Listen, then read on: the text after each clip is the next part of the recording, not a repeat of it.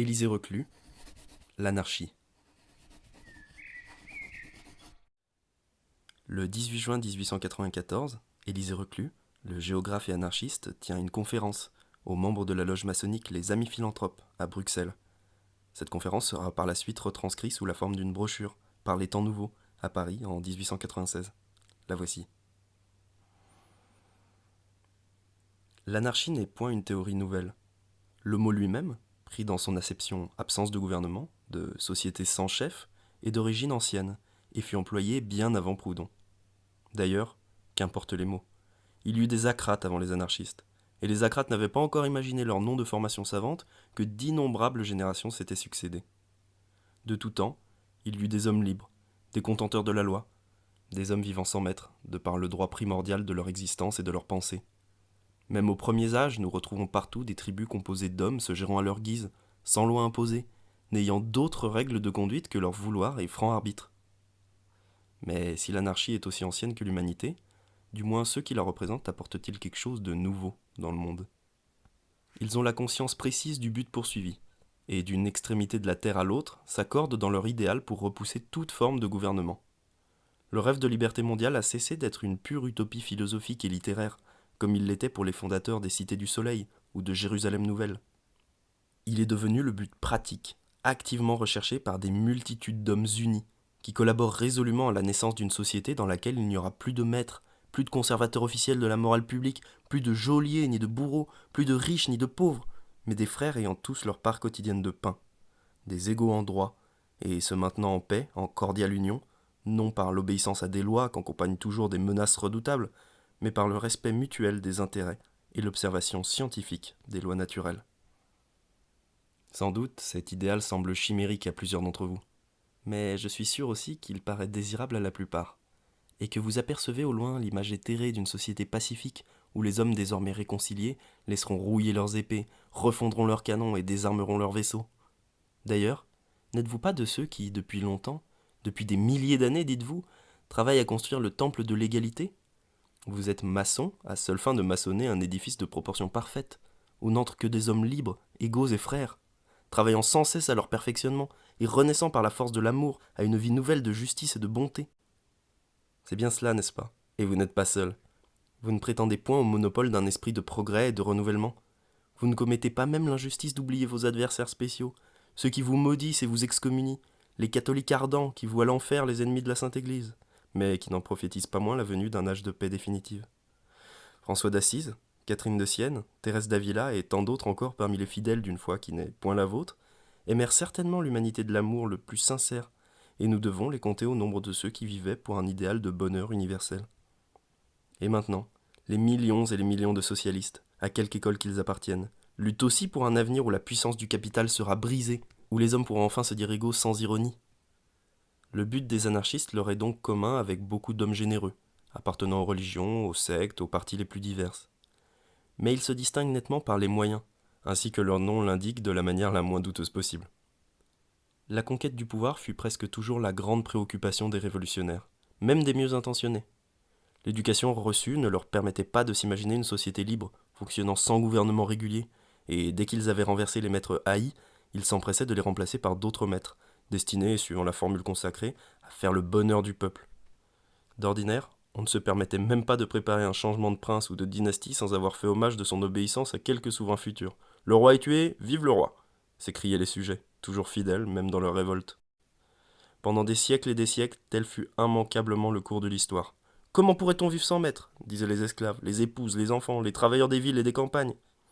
Et, de propos délibérés, ils se plaçaient la tête sous le joug, comme le fait le bœuf qui traîne la charrue. On se rappelle les insurgés de 1830, réclamant la meilleure des républiques, dans la personne d'un nouveau roi. Et les républicains de 1848, se retirant discrètement dans leur taudis, après avoir mis 3 mois de misère au service du gouvernement provisoire. À la même époque, une révolution éclatait en Allemagne, et un parlement populaire se réunissait à Francfort. L'ancienne autorité est un cadavre, clamait un de ses représentants. Oui, répliquait le président, mais nous allons le ressusciter. Nous appellerons des hommes nouveaux qui sauront reconquérir par le pouvoir la confiance de la nation. N'est-ce pas ici le cas de répéter les vers de Victor Hugo ? Un vieil instinct humain mène à la turpitude. Contre cet instinct, l'anarchie représente vraiment un esprit nouveau. On ne peut point reprocher aux libertaires qu'ils cherchent à se débarrasser d'un gouvernement pour se substituer à lui. Ôte-toi de là que je m'y mette est une parole qu'ils auraient horreur de prononcer. Et d'avance, ils vouent à la honte et au mépris, ou du moins à la pitié, celui d'entre eux qui, piqué de la tarentule du pouvoir, se laisserait aller à briguer quelques places sous prétexte de faire lui aussi le bonheur de ses concitoyens. Les anarchistes professent, en s'appuyant sur l'observation, que l'État et tout ce qui s'y rattache n'est pas une pure entité, ou bien quelques formules philosophiques, mais un ensemble d'individus placés dans un milieu spécial et en subissant l'influence. Ceux-ci, élevés en dignité, en pouvoir, en traitement au-dessus de leurs concitoyens, sont par cela même forcés, pour ainsi dire, de se croire supérieurs aux gens du commun. Et cependant, les tentations de toutes sortes qui les assiègent les font choir presque fatalement au-dessous du niveau général. C'est là que nous répétons sans cesse à nos frères, parfois des frères ennemis, les socialistes d'État, prenez garde à vos chefs et mandataires. Comme vous, certainement, ils sont animés des plus pures intentions. Ils veulent ardemment la suppression de la propriété privée et de l'État tyrannique. Mais les relations, les occasions nouvelles les modifient peu à peu. Leur morale change avec leurs intérêts, et se croyant toujours fidèles à la cause de leur mandat, ils leur deviennent forcément infidèles. Eux aussi, détenteurs du pouvoir, devront se servir des instruments du pouvoir, armées, moralistes, magistrats, policiers et mouchards. Depuis plus de 3000 ans, le poète hindou du Mahabharata a formulé sur ce sujet l'expérience des siècles.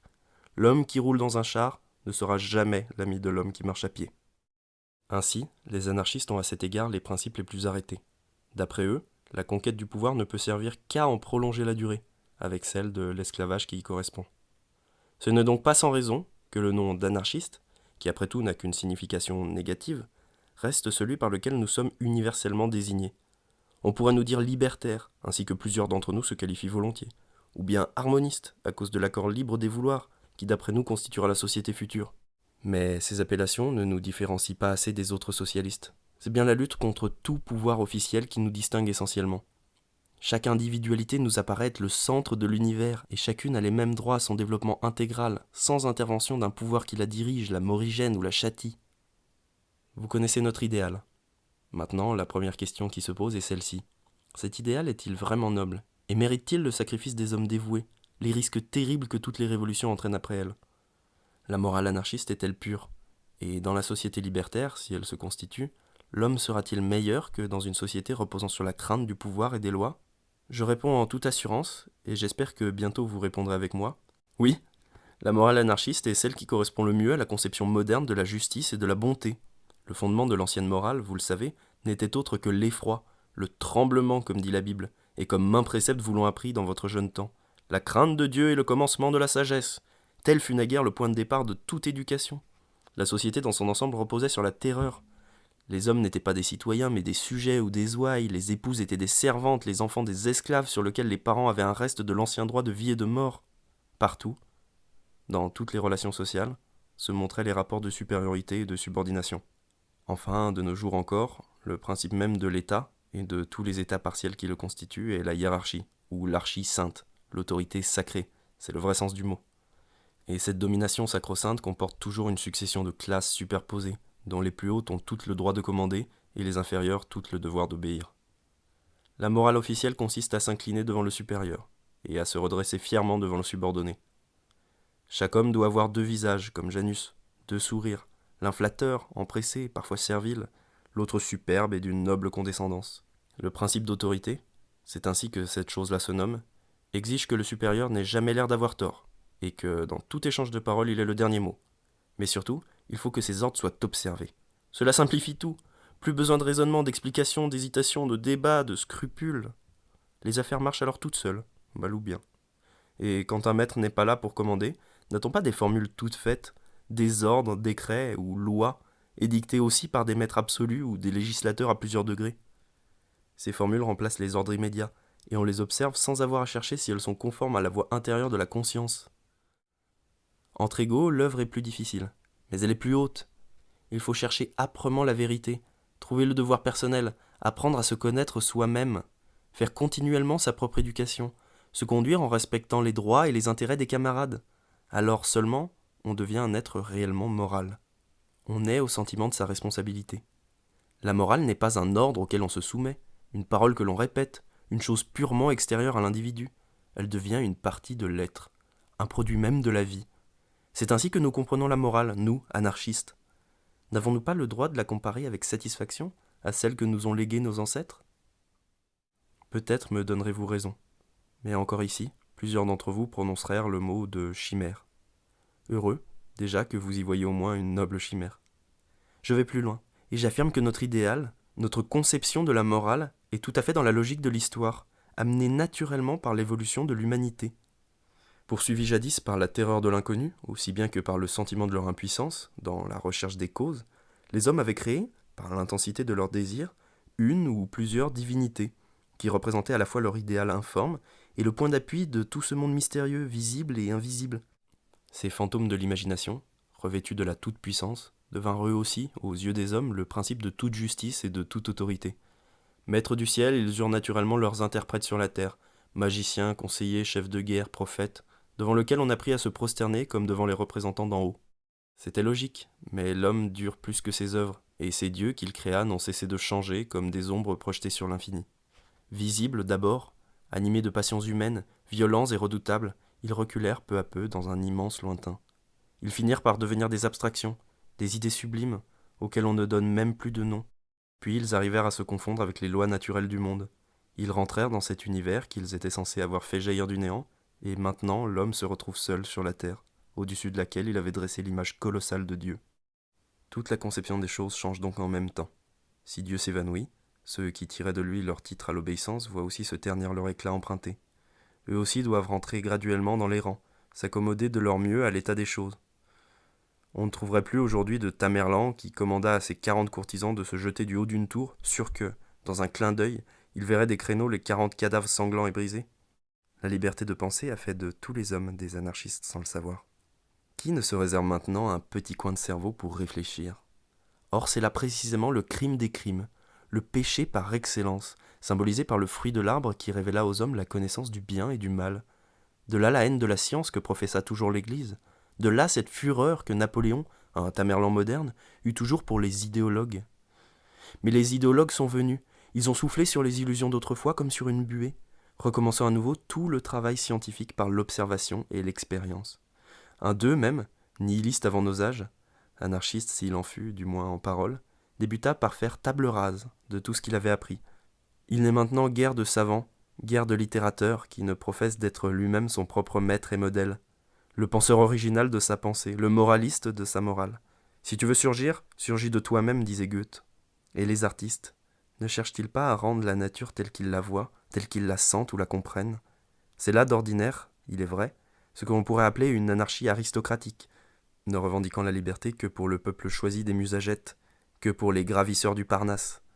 Chacun d'eux se veut penser librement, chercher à son gré son idéal dans l'infini, mais tout en disant qu'il faut une religion pour le peuple.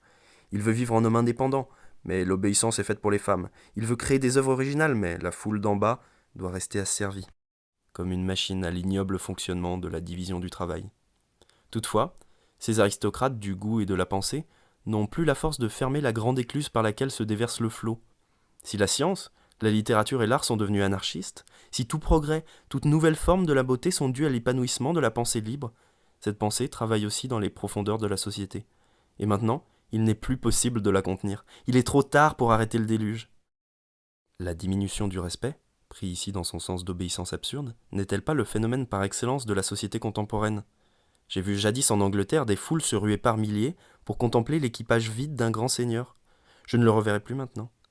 En Inde, les parias s'arrêtaient dévotement aux 115 pas réglementaires qui les séparaient de l'orgueilleux brahman.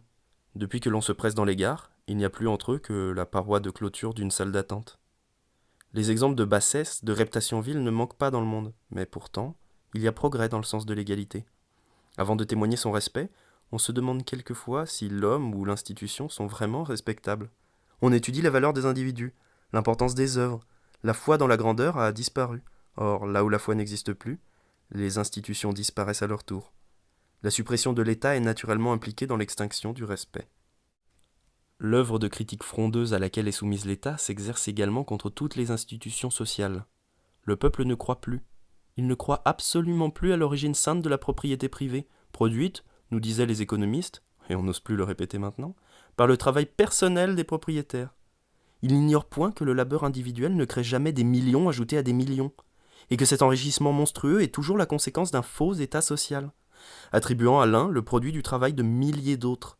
Il respectera toujours le pain que le travailleur a durement gagné, la cabane qu'il a bâtie de ses mains, le jardin qu'il a planté, mais il perdra certainement le respect des 1000 propriétés fictives que représentent les papiers de toute espèce contenus dans les banques.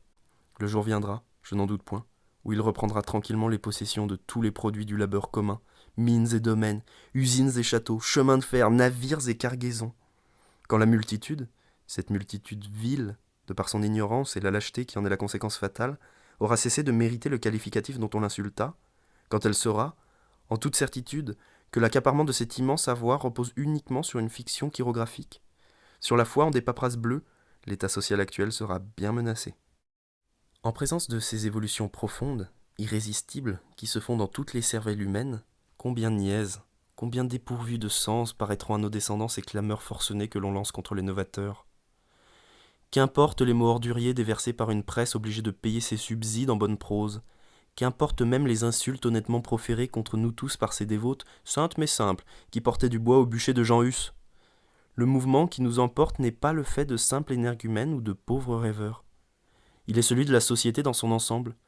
Il est nécessité par la marche de la pensée, devenue maintenant fatale, inéluctable, comme le roulement de la terre et des cieux. Pourtant, un doute pourrait subsister dans les esprits. Si l'anarchie n'avait jamais été qu'un idéal, qu'un exercice intellectuel, un élément de dialectique, si jamais elle n'avait eu de réalisation concrète, si jamais un organisme spontané n'avait surgi, mettant en action les forces libres de camarades qui travaillent en commun, sans maître pour les commander. Mais ce doute peut être facilement écarté. Oui, des organismes libertaires ont existé de tout temps, oui. Ils s'en forment incessamment de nouveaux et chaque année plus nombreux, suivant le progrès de l'initiative individuelle. Je pourrais citer en premier lieu diverses peuplades, dites sauvages, qui même de nos jours vivent en parfaite harmonie sociale sans avoir besoin de chefs, ni de lois, ni d'enclos, ni de forces publiques. Mais je n'insiste pas sur ces exemples, qui ont pourtant leur importance. Je craindrais qu'on ne m'objectât le peu de complexité de ces sociétés primitives comparées à notre monde moderne, organisme immense où s'entremêlent tant d'autres organismes avec une complication infinie.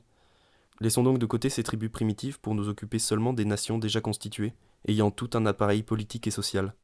Sans doute, je ne pourrais vous en montrer aucune dans le cours de l'histoire qui se soit constituée en société purement anarchique, car toutes se trouvaient alors dans leur période de lutte entre les événements divers non encore associés. Mais ce qu'il sera facile de constater, c'est que chacune de ces sociétés partielles, quoique non fondues en un ensemble harmonique, furent d'autant plus prospères, d'autant plus créatives qu'elles étaient plus libres, que la valeur personnelle de l'individu y était le mieux reconnue. Depuis les âges préhistoriques où nos sociétés naquirent aux arts, aux sciences et à l'industrie, sans que des annales écrites aient pu nous en apporter la mémoire, toutes les grandes périodes de la vie des nations ont été celles où les hommes, agités par les révolutions, eurent le moins à souffrir de la longue et pesante étreinte d'un gouvernement régulier. Les deux grandes périodes de l'humanité, par le mouvement des découvertes, par l'efflorescence de la pensée, par la beauté de l'art, furent des époques troublées, des âges de périlleuse liberté. L'ordre régnait dans l'immense empire des Mèdes et des Perses, mais rien de grand n'en sortit. Tandis que la Grèce républicaine, sans cesse agitée, ébranlée par de continuelles secousses, a fait naître les initiateurs de tout ce que nous connaissons de haut et de noble dans ce monde. Il nous est impossible de penser, d'élaborer une œuvre quelconque sans que notre esprit ne se reporte vers ces Hellènes libres, qui furent nos devanciers, et qui sont encore nos modèles. 2000 années plus tard, après des tyrannies, après des temps sombres d'oppression qui ne semblaient jamais devoir finir, l'Italie, les Flandres, l'Allemagne, toute l'Europe décommuniée s'essaya de nouveau à reprendre haleine. Des révolutions innombrables secouèrent le monde. Ferrari ne compta pas moins de 7000 secousses locales pour la seule Italie.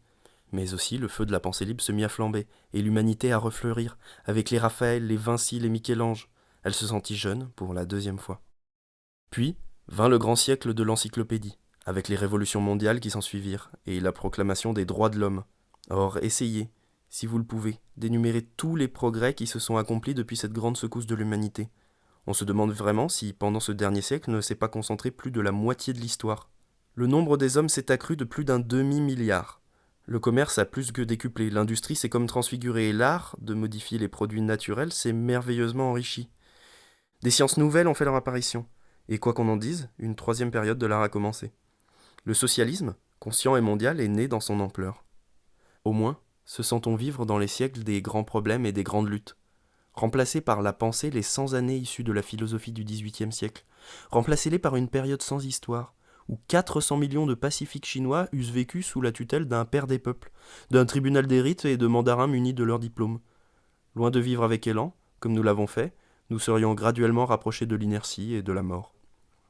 Si Galilée, encore tenu dans les prisons de l'Inquisition, ne put que murmurer sourdement « Pourtant elle se meut », nous pouvons maintenant, grâce aux révolutions, grâce aux violences de la pensée libre, nous pouvons le crier sur les toits ou sur les places publiques. Le monde se meut et il continuera de se mouvoir.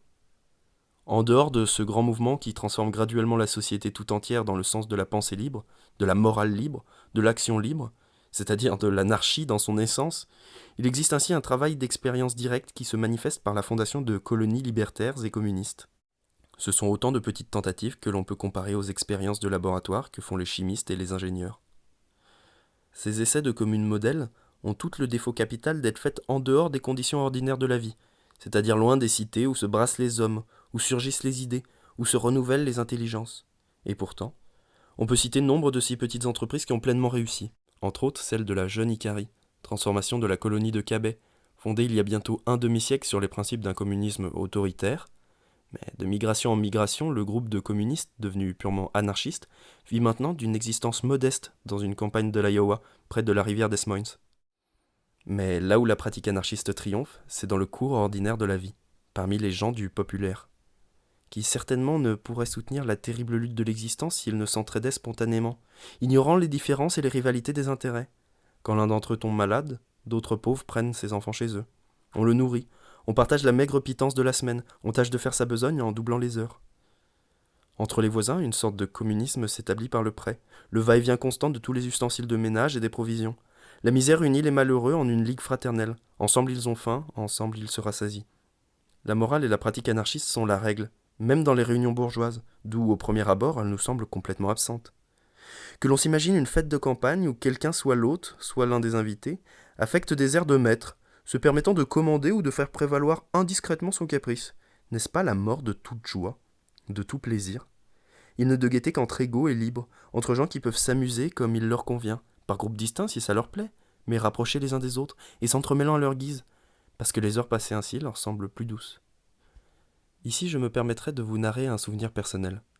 Nous voguions sur un de ces beaux navires modernes qui fendent les flots superbement avec la vitesse de 15 à 20 nœuds à l'heure, et qui tracent une ligne droite de continent à continent, malgré vents et marées.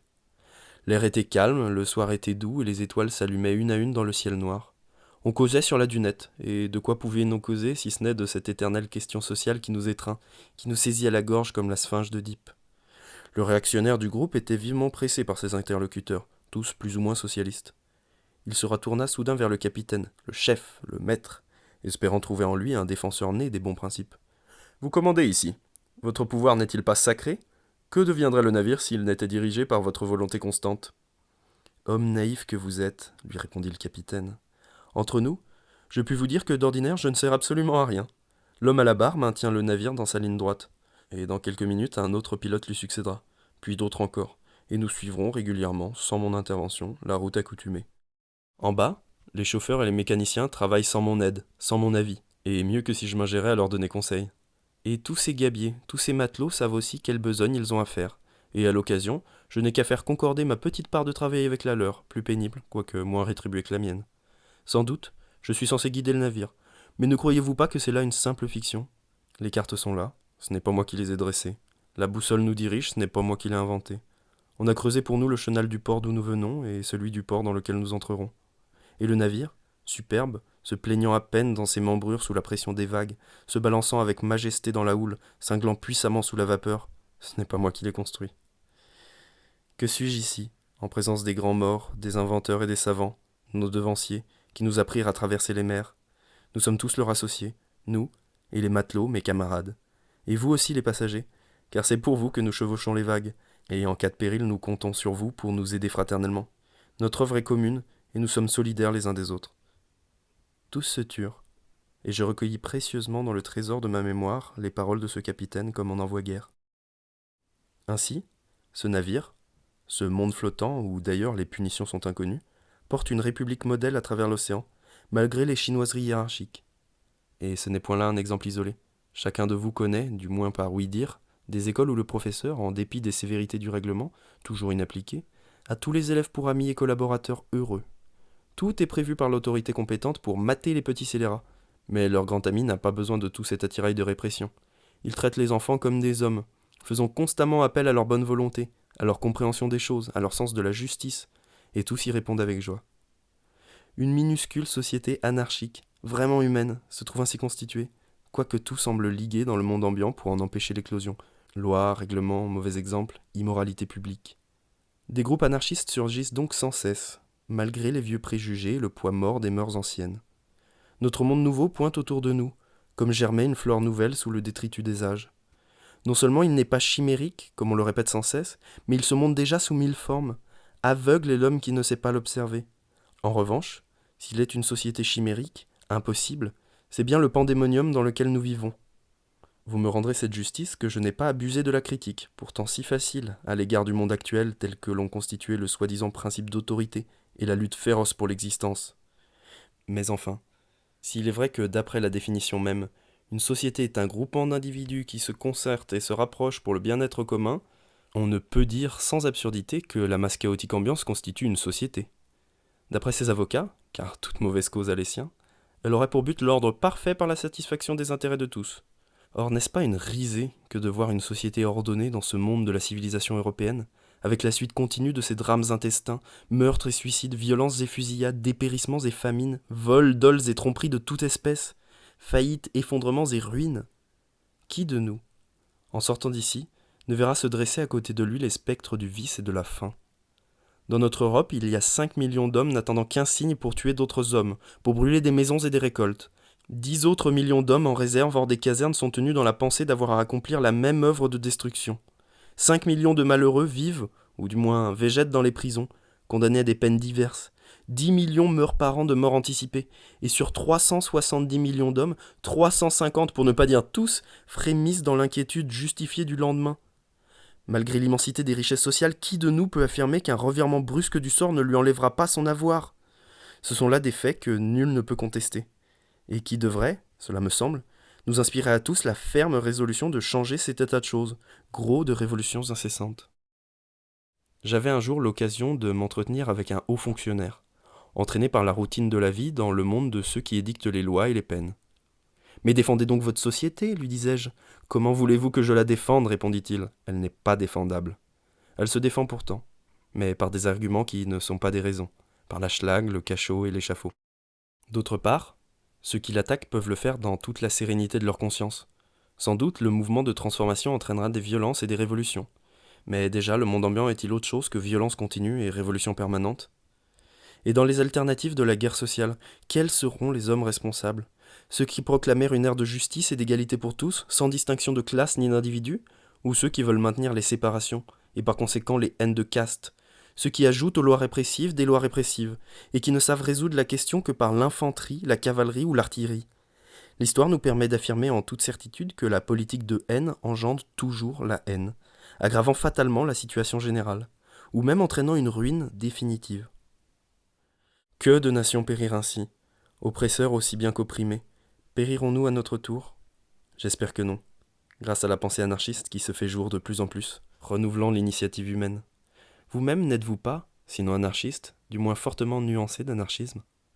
Qui de vous, dans son âme et conscience, se dira le supérieur de son voisin et ne reconnaîtra pas en lui son frère et son égal? La morale qui fut tant de fois proclamée ici en paroles, plus ou moins symboliques, deviendra certainement une réalité, car nous, anarchistes, nous savons que cette morale de justice parfaite, de liberté et d'égalité est bien la vraie. Et nous la vivons de tout cœur, tandis que nos adversaires sont incertains. Ils ne sont pas sûrs d'avoir raison. Au fond, ils sont même convaincus d'être dans leur tort. Et d'avance, ils nous livrent le monde.